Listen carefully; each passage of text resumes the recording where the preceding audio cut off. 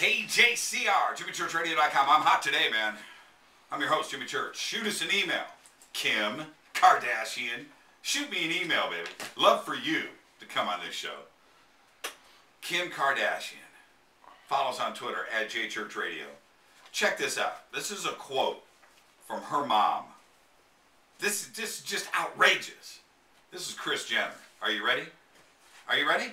Say something, Hilton. Let people know you're there. I am ready. That's what I'm talking about. Kris Jenner, quote, "She didn't make a dime off this wedding. She actually spent millions of dollars on this wedding. So it's not something that she thought would ever not be happily ever after." Well, isn't that funny? End quote, Kris Jenner. Isn't that funny? Because today on her own website, she said it wasn't happily ever after. She wanted to call it off before, but she couldn't because she didn't want to let down everybody.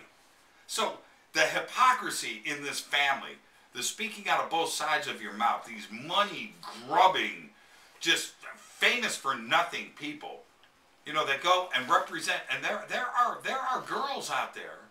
Forget about the sex tape.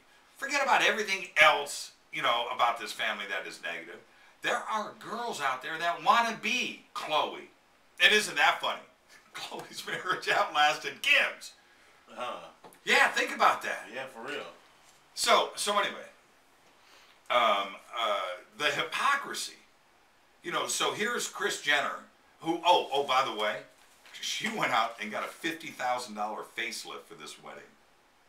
I would love to see Kim give that money back. Mom, I know you know, 50 grand and it looks good. You did it for the wedding. Here, let me pay for that. $50,000 for the bachelorette party she threw. She didn't pay for that. Tao nightclub in Las Vegas donated that $50,000 so she could have her bachelorette party there. Give that money back. It's just, I'm going through here. Check this out. The wedding cake, $20,000. $10 million spent on this wedding. $10 million. You know, and Kris wants to say she didn't make, you're not supposed to make money on a wedding. You're not, is that how you plan your future with your new husband? Let's make money on our wedding. That's how we're going to do it. Let's go. And that's exactly the way she did it. Let's make money on this wedding. Let's do it. I just can't believe it. And now, 72 days later, she decides to call it quits in front of God and everybody. You can't just call it quits. That's not how it works. You took everybody's money. You took my money. You know, I pay for my satellite television for my daughters to watch on e-television. I buy those products for my daughters that are advertised on the Kardashians. You know, think about that. That's my money. That's your money, people. You know, they got to give that money back.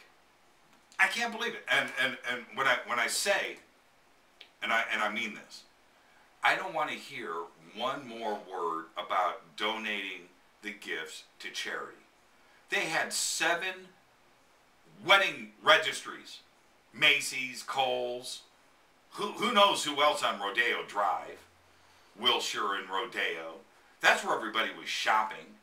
You know, I had read about the silver spoons and some of these gifts. You know, all of this donated to charity for a tax write-off? Are you kidding me?